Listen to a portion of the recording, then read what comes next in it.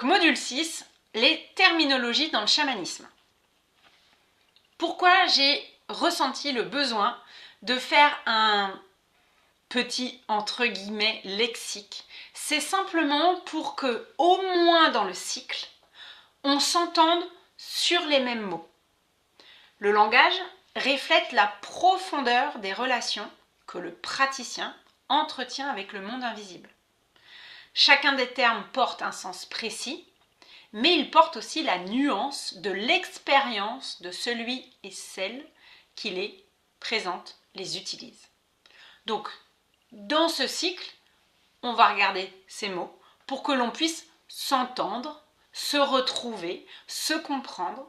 Bien évidemment, je vous inviterai toujours à votre libre arbitre et dès que vous aurez besoin ou le sentiment de changer un mot, alors pour vous-même, faites-le. Toujours libre arbitre, revenir à vous-même. Donc, voici une exploration des notions fondamentales, donc de base, les fondamentaux, appuyés par des exemples issus des traditions amérindiennes, mongoles, kéros, simplement pour vous donner un éventail maximum des possibilités.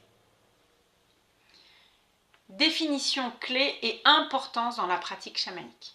Donc on a vu les ancêtres, ils peuvent être des alliés. On le détaillera un peu plus tard. Les esprits incluent toutes les entités invisibles avec lesquelles le praticien peut interagir. Les esprits naturels, forces élémentaires comme le vent ou le feu, etc. Les esprits ancestraux ou esprits des mondes invisibles, etc. Les guides sont des entités spirituelles qui accompagnent le praticien dans ses voyages et pratiques. Ils peuvent se rencontrer dans différents mondes, le monde d'en bas, le monde du milieu, le monde d'en haut, et agissent comme des enseignants, des protecteurs ou des éclaireurs. Dans la tradition amérindienne, les Amérindiens considèrent souvent les guides comme des esprits d'ancêtres. Dans la tradition mongole, les guides incluent souvent les esprits de la nature, tels que les montagnes ou les rivières, considérés comme des protecteurs. Donc on est d'accord que les nuances sont subtiles. Les alliés sont des esprits ou des forces invisibles qui collaborent directement avec vous, praticiens, praticiennes, pour accomplir des guérisons ou des rituels. Ils offrent force, énergie et soutien dans des tâches spécifiques. On a souvent plusieurs alliés, mais chaque allié nécessite un lien puissant à entretenir. Selon mon expérience, les ancêtres, esprits, guides, animaux alliés ou de pouvoir, tous peuvent être des alliés. Exemple, lors d'un soin de guérison chamanique, un allié précis est invoqué pour libérer un blocage ou rééquilibrer les énergies d'un individu. L'animal de pouvoir est un esprit personnel qui agit comme une source d'énergie, de sagesse et de protection. Il est unique à chaque individu et peut être découvert lors d'un voyage chamanique. Souvent, on n'en a qu'un et il peut mettre beaucoup de temps à se manifester ou vous mettre beaucoup de temps à l'accepter. Ne suivez pas mon regard, voilà, des années. Des années, comme ça. Je vous assure, il était là. Hein. Il est souvent en lien avec l'incarnation que nous traversons actuellement. À force de voyages et de rencontres, vous allez peut-être découvrir que votre allié de pouvoir n'est pas un animal. Nous en reparlerons dans les futures sessions. Et j'ai aussi abordé le sujet dans une masterclass en 2024 dont vous allez avoir l'accès replay. Et les informations sont parfaitement complémentaires par rapport au cycle. Vous le regarderez si vous en avez envie. Parenthèse refermée. Dans le chamanisme amérindien, l'animal de pouvoir est souvent révélé lors d'une quête de vision. Dans le chamanisme mongol, les animaux mythologiques comme le dragon sont également reconnus comme des animaux de pouvoir. chamanisme andin, avec les kéros, l'animal de pouvoir est intégré dans les cérémonies pour établir une connexion avec les forces de la nature. Donc là, je vous donne 3 endroits dans le monde très éloignés pour prendre conscience, peu importe, pour prendre conscience que en fonction des traditions, vous allez avoir une spécificité à cet animal de pouvoir. Ma suggestion, mon conseil, et c'est là que je vais vous guider, allez vers votre allié de pouvoir et vous verrez si c'est un animal. L'animal totem. Il représente le lien collectif d'un groupe, d'une famille ou d'un clan avec un esprit animal. Contrairement à l'animal de pouvoir, il est souvent lié à des traditions culturelles ou des lignées ancestrales. Accrochez-vous à votre chaise, je vous assure que c'est vrai. Par exemple, en France, l'animal totem est le coq. À noter, mes dernières expérimentations m'ont fait ajuster cette notion et si l'animal totem était l'animal représentant notre âme.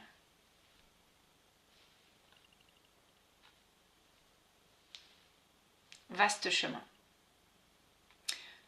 Je continue dans les terminologies. La médecine. Dans le chamanisme, la médecine est l'énergie ou la sagesse que les esprits apportent pour la guérison ou la transformation. Chaque esprit ou animal apporte une médecine unique qui lui est propre. La sagesse chamanique est le fruit des enseignements reçus des guides, des alliés, des esprits. Elle résulte également de l'expérience et de l'introspection dans les voyages chamaniques. Comme de par hasard, exemple avec la médecine du serpent. La médecine du serpent symbolise souvent la transformation et le renouveau. Sa sagesse pourra être beaucoup plus personnelle juste pour vous. En séance, je différencie en parlant de médecine et, du message de la part de l'animal qui s'est présenté. La médecine, pour le serpent dans l'exemple là, serait et la transformation et le renouveau. Le message ou la sagesse est beaucoup plus précis. Mais en séance, j'essaye de faire court, sobre, simple. Donc je parle de médecine ou de message. À vous, pour que vous ayez cette notion de subtilité, parce que derrière un mot, il y a une vibration, j'ai envie de vous parler de médecine et de sagesse. Le grand esprit, le grand tout, pour continuer sur les terminologies, est une force supérieure, omniprésente, qui relie tout ce qui existe. Dans les cultures amérindiennes, il est souvent invoqué comme l'énergie suprême qui guide toutes les interactions spirituelles. Explorer ces relations demande une préparation et un alignement spirituel. Le praticien agit comme un médiateur entre le monde visible et le monde ordinaire, avec, et on en a parlé, responsabilité et humilité.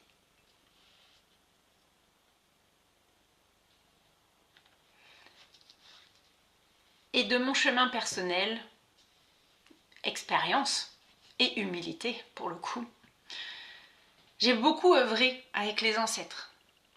Voilà pourquoi je propose maintenant des cérémonies de reliance aux ancêtres. Parce que j'ai vraiment processé dans ce chemin personnel et reçu, c'est-à-dire moi en stage, moi en cercle, etc. Toujours, je pense que si on veut bien guider, il faut être bien guidé soi-même. Les ancêtres, importance et rôle. Les ancêtres symbolisent nos racines, ceux qui ont tracé le chemin avant nous. Ils incarnent la mémoire vivante de nos lignées, le souffle vital transmis à travers les générations et une source intarissable de sagesse et de guidance. Quand on parle d'ancêtres venus avant nous, on pense souvent aux aïeux de notre lignée transgénérationnelle. On en a parlé auparavant. Et là, on va penser aux grands-parents, arrière-grands-parents, ceux dont on connaît parfois les noms, les visages et les histoires. Mais dans la voie chamanique, les ancêtres vont bien au-delà de la lignée transgénérationnelle visible. Ils peuvent être connus ou totalement inconnus dans la réalité ordinaire. Certains viennent de lignées de sang, d'autres de lignées d'âme, de cœur, de mission. On peut ainsi être profondément relié à un ancêtre issu d'une autre époque, d'un autre continent, d'un autre peuple, sans en avoir conscience au départ. Et pourtant, cette mémoire vit en nous. Ce ne sont pas les liens biologiques qui déterminent leur présence, mais leur fréquence vibratoire, l'histoire de l'âme et parfois un contrat spirituel passé bien avant notre incarnation. Alors peu importe que vous connaissiez leur nom ou non, ou pas, allez à leur rencontre. Appelez-les dans vos cercles, dans vos silences, dans vos voyages. Ils n'attendent qu'une chose, vous reconnaître et vous transmettre.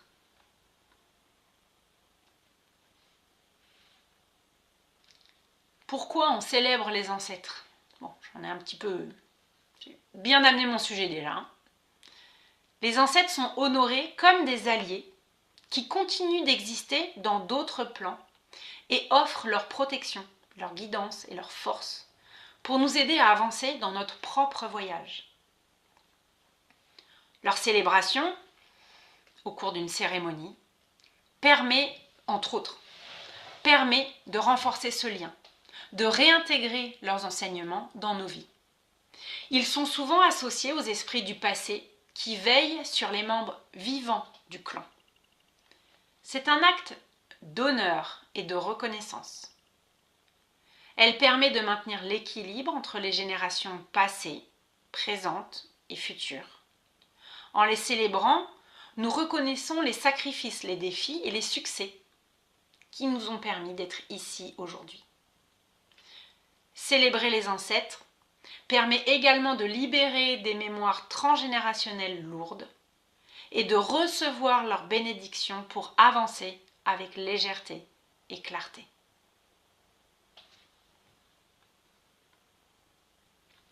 Et du coup, on va aborder le poids des lignées transgénérationnelles. Ces lignées, donc là on parle bien de transgénérationnel, portent non seulement les dons et les bénédictions des ancêtres, mais aussi leurs blessures et leurs traumas.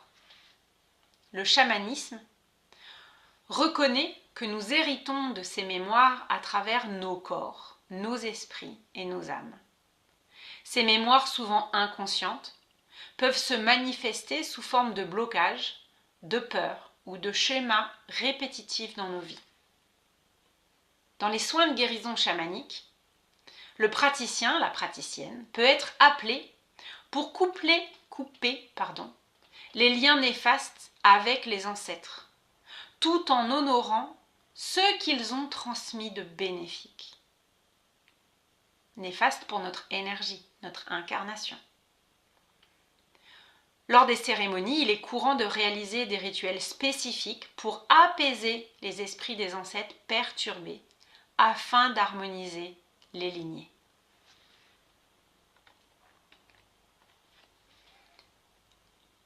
Et après le poids, la force, la beauté et le baume réconfortant des ancêtres. Ils ne sont pas seulement une source de poids et de mémoire à libérer, ils sont aussi une immense richesse. Ils incarnent la force et la résilience, ayant survécu à des épreuves et des défis pour que nous puissions exister. Dans les traditions Kéros, les ancêtres sont comparés à des racines profondes qui maintiennent l'arbre de la vie debout, nous rappelant que nous sommes soutenus, peu importe les tempêtes. Dans le chamanisme amérindien, les ancêtres sont vus comme des étoiles dans le ciel éclairant notre chemin et nous offrant un baume réconfortant lorsque nous nous sentons perdus. Vos ancêtres, c'est un lien personnel et sacré. Chacun, chacune, a un lien unique avec ses ancêtres. Ils peuvent appartenir à notre lignée de sang, mais aussi à notre lignée spirituelle ou énergétique. Ces lignées ne sont pas nécessairement liées au sang. Elles peuvent être des lignées d'âme ou de cœur, comme une mère ou une fille de cœur.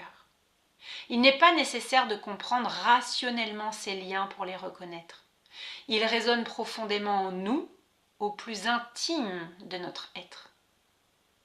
Ce lien personnel est sacré, car il nous rappelle que nous ne sommes jamais seuls et que nous sommes toujours soutenus par un héritage plus grand que nous-mêmes. Comme le disent les Kéros, rappelez-vous que vos ancêtres marchent avec vous.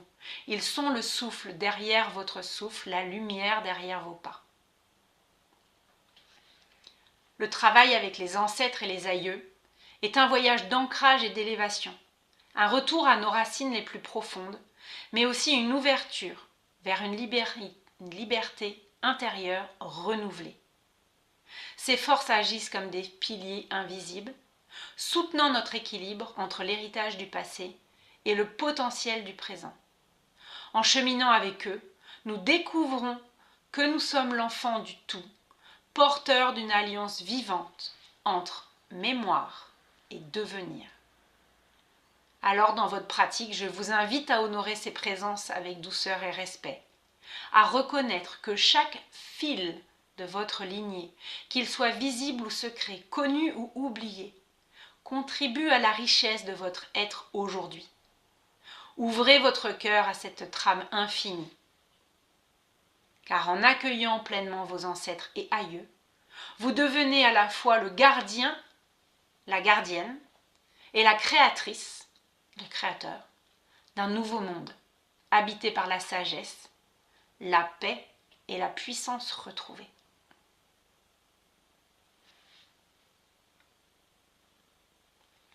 Et là, je fais une petite pause.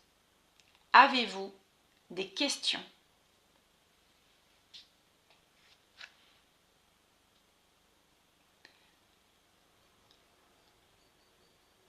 Ok, visiblement, ça manque dans le document. Je ferai le point après. Ça marche. Visiblement, ce que je comprends, c'est que j'ai beaucoup œuvré dans l'invisible, un peu dans le visible avec mon document, pas beaucoup dans la matière jusqu'à votre document. Promis, je vais faire le point dessus, sur les ancêtres et les aïeux. Je vais le rajouter, juste après. Merci, c'est très gentil. Je me marre de moi.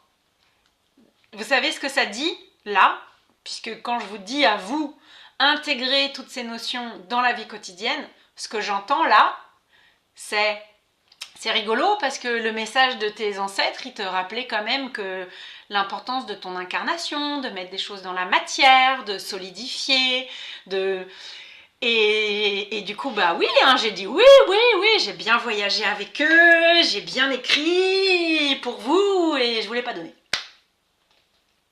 Je vais rectifier. J'entends le message pour moi. Et je vous invite à faire pareil juste dans la vie de tous les jours. Mais merci. Merci, merci. T'avais une question, Christelle?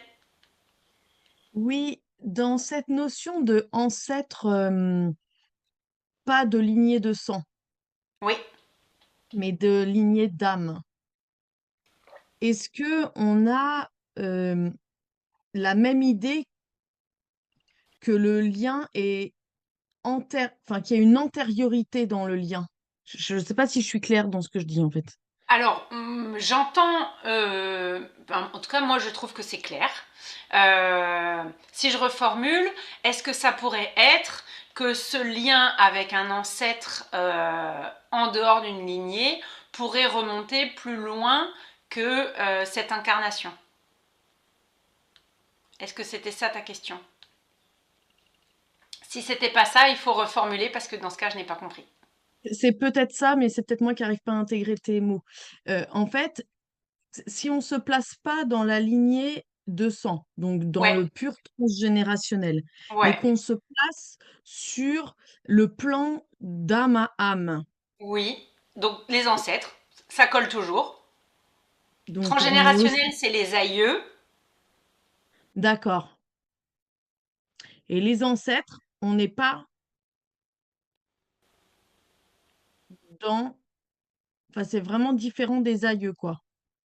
En fait, j'ai rajouté cette notion d'aïeux parce que lors des voyages que j'accompagne en cycle d'enseignement, en cercle, en cérémonie, les gens m'ont dit, euh, puisque je suis nourrie par vous, vraiment, les gens m'ont dit, alors, oui, j'ai un ancêtre qui est là, qui est venu pour moi, mon cœur sait que c'est un de mes ancêtres, juste, je sais pas qui c'est, je sais pas d'où il vient.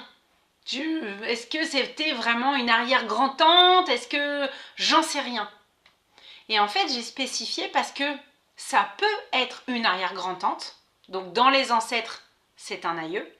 Et quand on n'est pas dans la lignée transgénérationnelle, on est toujours dans les ancêtres, mais c'est juste des ancêtres. Et pour répondre Oui. en tout cas garde bien ta question. Je finis juste ma Oui. phrase. Pour répondre à ce que moi je disais que j'avais compris de ta question, donc c'est ça qui est merveilleux entre ce qu'on dit, ce qu'on entend, ce qu'on croit qu'on a compris et ce qu'on répond, c'est merveilleux. Euh, J'avais envie de dire, oui, le lien peut être antérieur à cette incarnation, puisque d'âme à âme. Ça peut, comme ça peut, être différent. Ça peut être un ancêtre avec lequel on était en lien auparavant, mais qu'on ne le savait pas. Et dans le fond, ça, je vous inviterai à penser que c'est pas vraiment important, puisque le chamanisme nous ramène profondément à notre incarnation, à notre compréhension de maintenant, vraiment maintenant. Dis-moi, qu'est-ce que tu voulais redire, Christelle? En fait, je pense que j'avais mal interprété la lignée de sang. L'ancêtre, il peut appartenir à notre lignée de sang, Oui, oui, mais pas forcément. voilà. C'est-à-dire que ça peut... Non, pour faire très simple, on gomme le truc. Les ancêtres, tous ceux qui sont venus avant nous, dedans, il y en a qui font partie de notre lignée transgénérationnelle de sang. Et eux, c'est des ancêtres aïeux. Les autres, c'est des ancêtres.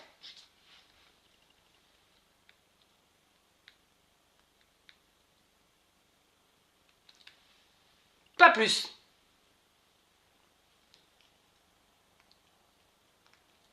Alors, ok, merci Linda. Parfait, c'est clair. Génial, génial. Oui, Julie, Euh, oui, alors c'est clair, juste la lignée transgénérationnelle, du coup, pardon, c'est de sang, c'est-à-dire tu peux faire un arbre généalogique. voilà, avec les aïeux, quoi. Voilà, Ok, c'est bon, c'est clair. Merci. top. Alors, du coup, je continue. Et je vais vous parler de la rencontre avec l'allié. La rencontre avec un allié est une étape essentielle, mais c'est le fait de faire sa connaissance, d'avancer, de voyage en fusion qui crée le lien. Et le lien qui sera à entretenir. Ces étapes se réalisent souvent lors de voyages chamaniques en état de conscience modifié, ce qui induit des pratiques comme par exemple le tambour, la danse, etc. Après la rencontre, une fois l'allié rencontré, il est crucial de maintenir une relation avec lui. Cette relation se cultive par des offrandes, des prières, des méditations régulières. Comme le disent les Kairos, les esprits ne s'invitent pas à la légère, ils demandent respect et engagement. La fusion pour les soins de guérison chamanique. La fusion est une étape très différente du fait de rencontrer l'allié. Là, la fusion, vous devenez une entité qui a fusionné 50% vous, 50% l'allié. Il faudra toujours être conscient de vos gestes et paroles tout en restant au service des esprits. Oui, on va le faire. Dans le chamanisme, entrer en contact avec un allié est une expérience profondément transformatrice. Elle exige une posture intérieure ancrée dans la force, la lumière et la confiance. Cette rencontre n'est pas un hasard, mais une danse entre votre puissance et celle de l'allié qui se présente à vous. Pourquoi présenter sa force aux alliés? La puissance attire la puissance. Les alliés, qu'ils soient animaux ou esprits, sont sensibles à votre vibration. Plus vous incarnez votre force intérieure, plus ils se connectent aisément à vous. Par exemple, lors des quêtes de vision, qu'on ne fera pas, les participants jeûnent et méditent pour se purifier et manifester leur énergie sauvage. Ce processus attire les animaux de pouvoir comme l'aigle ou l'ours qui incarnent des qualités spécifiques. C'est un exemple, hein, d'accord? Je ne dis pas que tous les gens qui font des quêtes de vision connectent avec l'ours ou l'aigle. Hein, voilà. Le praticien se prépare avec des chants et des rituels pour élever son énergie. Lumière et croyance positive. Votre lumière intérieure et votre confiance en vous-même créent un espace propice à la rencontre. La loi de la manifestation est ici essentielle. Vous attirez ce que vous émettez. Et donc, petit point sur la posture intérieure dans le voyage chamanique. Entrez dans le voyage sans doute ni attente. Je ne vais pas vous le refaire, je suis sûre que vous m'entendez l'avoir déjà répété 3 fois. Adoptez une posture ancrée, redressée, confiante. Laissez vos jugements et vos peurs de côté. Chaque élément qui se présente, même s'il semble anodin, est un indice ou un message. Ne pas juger. Si vous pensez « je n'ai rien vu » ou « ce n'était pas le moment », interrogez ces croyances limitantes. Le vide ou l'absence apparente de message peut être l'expression la plus pure du grand esprit. Exemple scientifique. Les neurosciences montrent que notre cerveau filtre les informations en fonction de nos croyances. Ainsi, ce que vous considérez comme rien pourrait être en réalité un message subtil que vous n'avez pas encore intégré. Petit 2. Restez ouvert à l'expansion et à l'expérimentation. Chaque voyage est une opportunité d'apprendre et de se connecter. Si rien ne semble se produire, demandez-vous: ai-je vraiment rien vu ou ressenti? Ou ai-je refusé d'accepter ce qui m'était offert? Petit 3. Prenez une feuille et notez intuitivement. À la fin du voyage, le fait d'écrire, de dessiner ce que vous avez ressenti ou vu, sans chercher à analyser ce que vous avez vécu, permet à la longue de comprendre le message et de muscler vos pratiques. Il est conseillé de tenir un journal spirituel pour noter les enseignements reçus de la part des esprits. Les phrases comme « ce n'est pas le moment » sont, selon ma croyance, donc limitantes. Elles nous empêchent de rendre grâce à l'expérimentation vécue. Le rien est en réalité la plus pure expression du tout du grand esprit. Pourquoi juger que l'on n'a rien vu ou rien reçu dans ce cas? Peut-être n'avez-vous pas réellement rien vu, ressenti ou compris. Peut-être n'avez-vous pas accepté le voyage ou le message qui s'offrait à vous. Les traditions mongoles disent « Les esprits ne nous appartiennent pas, nous leur apportons... » Les esprits ne nous appartiennent pas, nous leur appartenons par notre dévotion. Également, il faudra renforcer le lien avec les 7 directions. Au fur et à mesure de vos pratiques chamaniques, vous serez naturellement guidé vers les 7 directions, chacune représentant un aspect de votre connexion au monde spirituel et matériel. Pour faire très rapide, je vous ai noté, à l'est, l'éveil, la clarté, les nouveaux départs. Au sud, l'enfant intérieur, la passion, l'émotion. À l'ouest, la transformation, le lâcher-prise, les cycles de fin. Au nord, la sagesse, les enseignements ancestraux. En haut, le grand esprit, les plans supérieurs. En bas, la terre-mère, l'ancrage. Et au centre, votre cœur, l'équilibre entre toutes les directions.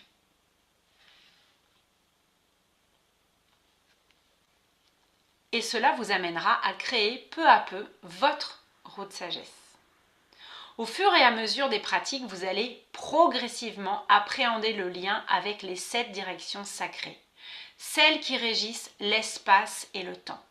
Vous allez ressentir quelle direction vous appelle, quelle force manifeste pour vous accompagner. Cela deviendra plus clair au fil de votre parcours. De manière intuitive, prenez une feuille et écrivez les mots qui correspondent à chacune de ces directions, à ce qui vous éveille. Rien n'est figé. Cette roue évoluera avec vous, tout comme vous évoluez à travers le cycle chamanique et le reste de la vie. Peut-être même, une fois terminé, vous ressentirez le besoin de la modifier. Et c'est tout à fait acceptable. L'important est de trouver votre propre roue, de tisser des liens personnels avec cette direction et d'obtenir la stabilité, la sérénité et les alliés qui vous soutiendront sur votre chemin. Créer son espace sacré, c'est s'offrir un lieu de pratique réconfortant et sécurisant. Cet espace peut être ouvert où et quand vous en ressentez le besoin. Vous pourrez même, dans certains cas, l'ouvrir de manière non verbale en appelant les forces présentes pour vous soutenir et vous guider.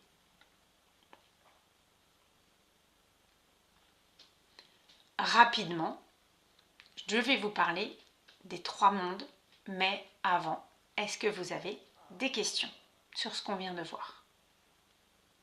Alors, bien évidemment, sur comment on le fera en pratique. Ça, c'est sûr. Oui, Christelle. Encore moi, désolée. Ne sois pas Euh, désolée, merci. J'ai une question qui est, est-ce que lors d'un voyage, on a la vision d'une fusion avec un animal, une fusion de corps? Alors, la fusion, on en parlera beaucoup plus tard. Vous avez plein d'étapes avant d'aborder la fusion. De sécurité. Je peux aller au bout de ma question ou pas? Tu peux, Ah, bien sûr. donc, Oh bah oui. ma question, elle n'était pas dans une recherche c'était juste de savoir, est-ce que lors d'un voyage, il y a une fusion de corps entre un animal et soi, ça s'apparente à la fusion avec son allié, comme tu disais. Enfin, avec un allié, comme tu disais. Je répète, la fusion, on l'abordera longuement. Il y a beaucoup de notions à aborder pour et la vivre et l'appréhender en sécurité et en confiance. Donc, je pourrais te répondre lorsque nous ferons la session 2 ou 3, je ne sais plus. D'accord. Ok. Et vous, en tout cas avec moi, je ne vous guiderai pas vers la fusion tant que les étapes de sécurité, de base, de connaissance, de confort, parce que c'est très important, ne seront pas vraiment présentes. Alors, je ne voulais pas rentrer dans une question personnelle, mais Je n'ai c'est pas juste. entendu ça. J'ai Non, non, bien mais c'est entendu pour. la pratique. Non, non, c'était pas la pratique. En fait, ce que je voulais pas, c'était aborder un aspect personnel. C'est parce que du coup, j'ai déjà vécu ça euh, Oui. de façon impromptue et je voulais savoir si ça s'apparentait sans vouloir chercher à le refaire ou quoi que ce soit. Mais c'était pour essayer de comprendre ce que j'avais pu vivre et ce que ça pouvait s'apparenter à cette fameuse fusion que tu parlais dans le texte, quoi. C'était juste Alors, ça que je voulais. je suis désolée, c'est pas que je veux pas, c'est que si il y a une session complète pour vous préparer au niveau de la théorie et s'il y a il y a pratique avant d'aborder la fusion, c'est vraiment parce qu'elle ne peut pas être définie en 2 lignes. Vraiment. D'accord. Donc, suggestion, sur ce chemin personnel, garde-le de côté, comme, et je pense que c'est une bonne idée, l'intention n'est pas de le refaire, je te propose, on verra ça quand on y sera. Ok. Et garde-la dans ton cahier magique. Alors du coup, je vois qu'il n'y a pas d'autres questions. Les 3 mondes. Dans la cosmologie chamanique, l'existence est divisée en 3 mondes. Le monde d'en haut, domaine des esprits supérieurs, c'est pas mieux, c'est juste plus éthéré. Des guides spirituels, des ancêtres élevés, et des enseignements spirituels les plus lumineux. C'est un lieu de sagesse universelle et de guidance. Le monde du milieu, identique à notre réalité ordinaire, un monde de dualité, un monde où on ne voyage pas tant qu'on n'est pas très expérimenté. C'est un lieu où on peut rencontrer des esprits non bienveillants ni compatissants. Le monde d'en bas, c'est l'espace des racines, des fondations. Ce monde regorge d'esprits animaux, d'énergie instinctive et de mémoires anciennes. Il est associé à la guérison, à la transformation et à la reconnexion avec notre nature profonde.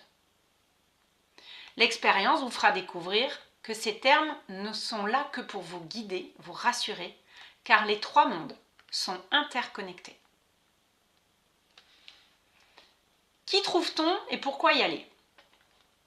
Les 3 mondes sont des espaces complémentaires, chacun ayant sa propre énergie et ses propres enseignements. Explorer ces mondes permet de recevoir des guidances spécifiques, par exemple des ancêtres dans le monde d'en haut, des guides animaliers dans le monde d'en bas, trouver des réponses aux grandes questions de la vie, de libérer des blocages spirituels ou des mémoires enfouies, de renforcer le lien avec les cycles universels et les forces invisibles, etc., etc. Et l'important de vous parler de l'interstice. L'interstice ou l'entre-deux. C'est une zone de transition entre ces mondes. C'est un espace liminal, un seuil, où le temps et l'espace s'effacent. Les chamans le considèrent comme un lieu mystérieux, riche en potentiel, mais aussi en défis. L'interstice est un lieu particulier. Chez les Kéros, il est perçu comme une porte sacrée qui s'ouvre uniquement lorsque la conscience est prête à affronter l'inconnu.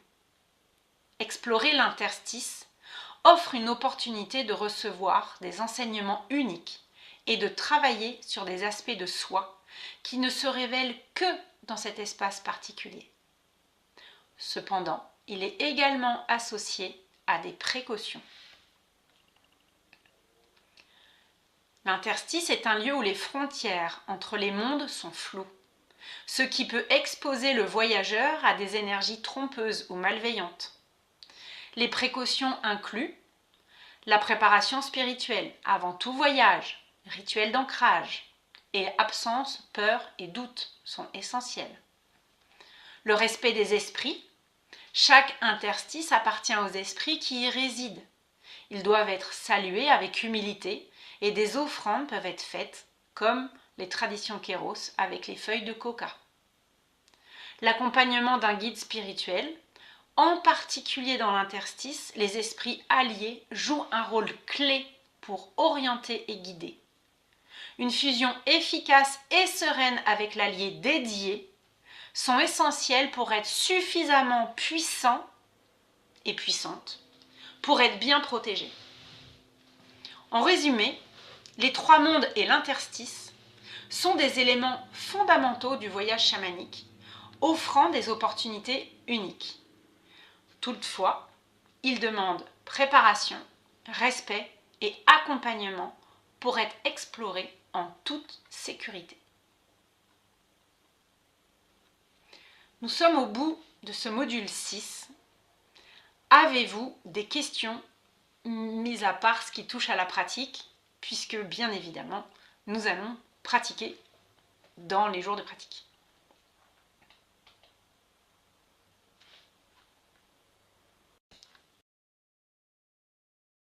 Non? Pas de questions? Ah, ton micro est fermé, Julie. Oui, pardon. Non, non, tout va bien. C'était juste pour vous dire que comme j'ai un rendez-vous, je vais vous laisser maintenant. Je sais qu'il y a un 6 bis, alors je le Et regarderai. il y aura un replay. Hein, voilà. Mais merci beaucoup en tout cas et à bientôt. Eh Merci. ben, à bientôt. Bonne continuation, en tout cas pour la fin. Merci. Alors du coup, comme il n'y a pas d'autres questions, je coupe ce module 6.